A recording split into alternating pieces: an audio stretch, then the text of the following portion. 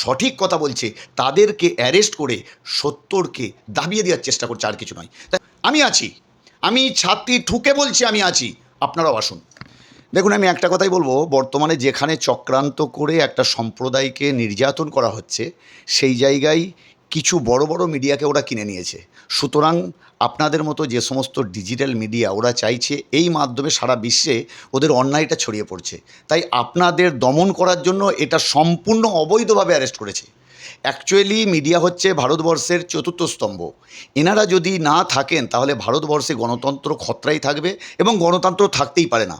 তাই আমার মনে হয় এই ধরনের ঘটনা ঘটিয়ে তারা প্রমাণ করে দিল যে তারা চক্রান্ত করছে, এবং চক্রান্ত সাকসেস করার জন্য যতটা নিচে নামা যায় তার একটা এটা উদাহরণ। আমি শুধু তার পাশে নয়, এই ধরনের যারা প্রতিবাদ করছে তাদের সকলের পাশে থাকা দরকার। বিশেষ করে আমি বলবো, বুদ্ধিজীবী সম্প্রদায় আজকে কেন ঘুমিয়ে? আজকে যখন একের পর এক যারা সত্যি কথা সমাজের সামনে তুলে ধরছে আর তাদের কণ্ঠ রোধ করার জন্য তাদের যখন অ্যারেস্ট করা হচ্ছে, তখন বুদ্ধিজীবী সম্প্রদায়ের কাছে আমি আওয়াজ তুলব, আপনারাও কি চান যে এই সত্যের আওয়াজকে বন্ধ করে দেওয়া হোক?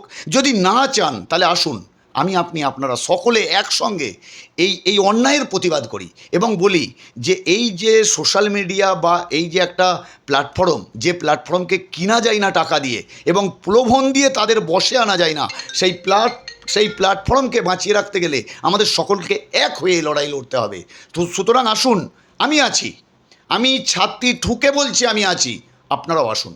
বেশ কিছু মানুষ দাবি করছে যে আকরামুল বাগানিকে যে আপনার অ্যারেস্ট করা হয়েছে তার কারণ কি, সে কি অন্যায় করেছে সেটা বার করতে হবে, জনসাধারণের সামনে আনতে হবে।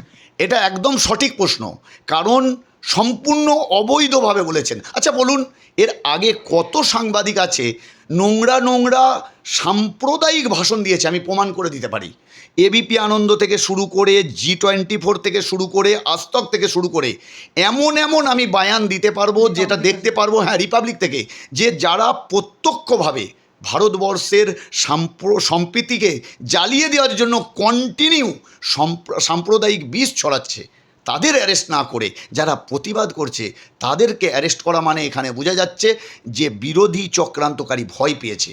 তাই তারা এই যারা সঠিক কথা বলছে তাদেরকে অ্যারেস্ট করে সত্যকে দাবিয়ে দেওয়ার চেষ্টা করছে, আর কিছু নয়। তাই আমি সমস্ত পশ্চিমবঙ্গবাসীর কাছে অনুরোধ করব, আজ উনকা দিন, কাল মেরা ভি দিন আয়েগা।